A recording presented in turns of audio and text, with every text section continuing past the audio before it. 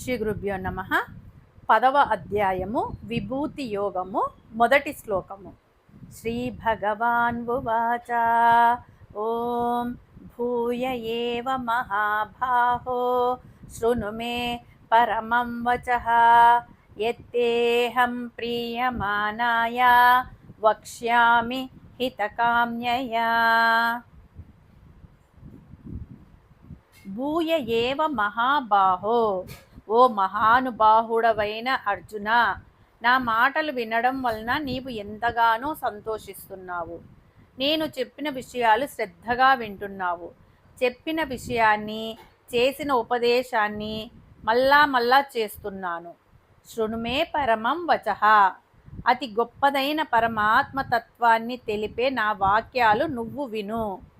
యత్తేహం ప్రీయమానాయ, నేను చెప్తున్న విషయాన్ని ఏ విసుగు లేకుండా చాలా ప్రీతితో, అమృతాన్ని తాగుతున్నంత ఆనందంతో నీవు వింటున్నావు.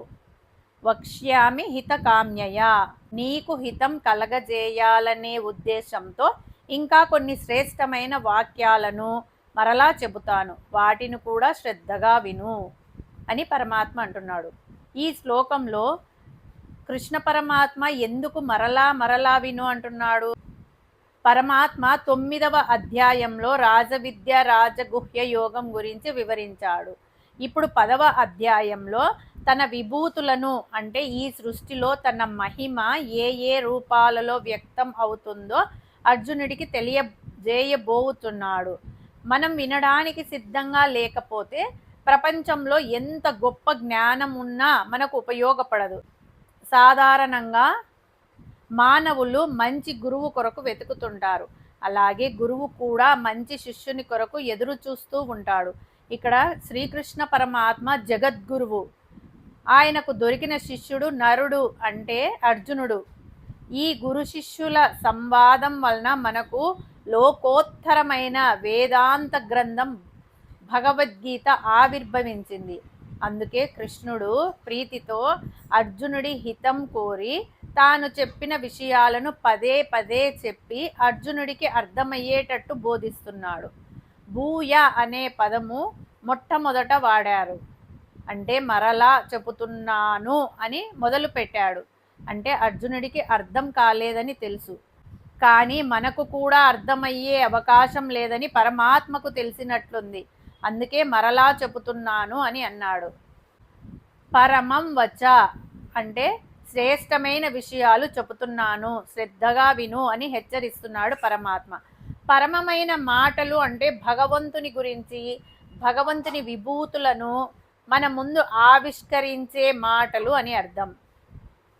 మామూలు మాట అయినా పరమాత్మ గురించి చెబితే అది పరమమైన మాట అవుతుంది. అంగడిలో ఉన్న అరటి పండ్లు, పువ్వులు సాధారణంగా ఉంటాయి. వాటిని ఎన్నో పెళ్ళిళ్ళల్లో, ఫంక్షన్లలో, వివిధ చోట్ల, చాలా చోట్ల ఉపయోగిస్తుంటారు. వాటిని తీసుకువెళ్ళి పరమాత్మకు అర్పిస్తే అవే పూలు ప్రసాదం అవుతాయి. వేరే చోట ఉపయోగించినవి ప్రసాదం కాదు. పరమాత్మకు అర్పిస్తే ప్రసాదం అవుతుంది, కళ్ళకు అద్దుకుంటాం.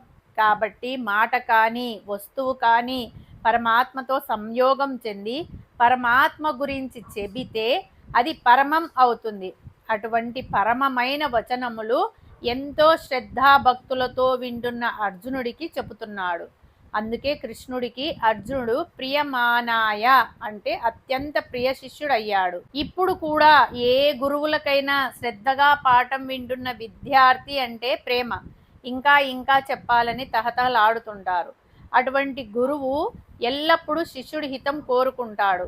పరమాత్మ ఎల్లప్పుడూ మన మేలు కోరుకునేవాడు. మనకు ఎటువంటి అపకారం చేయడు. మనకు మనమే అపకారం చేసుకుంటున్నాం. అనవసరమైన ప్రాపంచిక విషయాలన్నింటినీ మనసులో నింపుకొని వాటి గురించి ఆలోచిస్తూ మన మనసులను మనమే పాడు చేసుకుంటున్నాం. అందుకే పరమాత్మ మన హితం కోరి తన గురించి, తన ఐశ్వర్యం గురించి చెప్పాలనుకుంటున్నాడు. మంచి మాటను మళ్ళీ వినడానికి సంకోచించకూడదు. మనకు తెలిసిన విషయమే అయినా మంచి మాటను మళ్ళీ వినాలి. ఎందుకంటే ఒకసారి విన్న జ్ఞానం బుద్ధిలో ఉంటుంది. అదే విషయాన్ని మళ్ళీ వింటే ఆ జ్ఞానం జీవితంలోకి వస్తుంది. హరి ఓం తస్సత్.